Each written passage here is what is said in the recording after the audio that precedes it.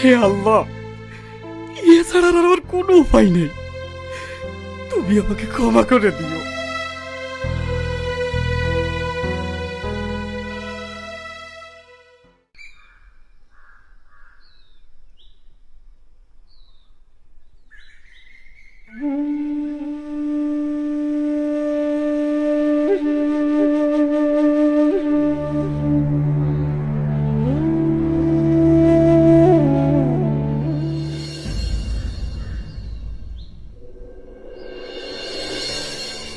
দাদু, খাবার।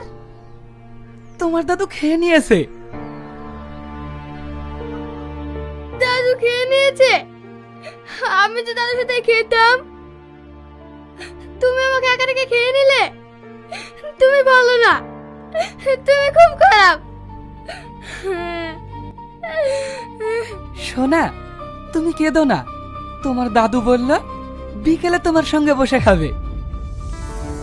হ্যাঁ, দাদু বিকালে খাবে?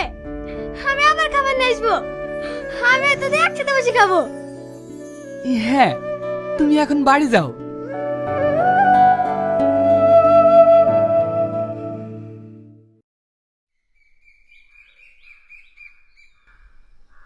ফিয়া, রাজু কোথায়?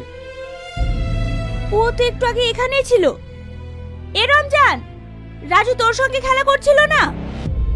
হ্যাঁ, কিন্তু ওকে ওই বাগানের দিকে যেতে দেখলাম। তার মানে ও আবারও চাচার কবরের কাছে গিয়েছে। কি?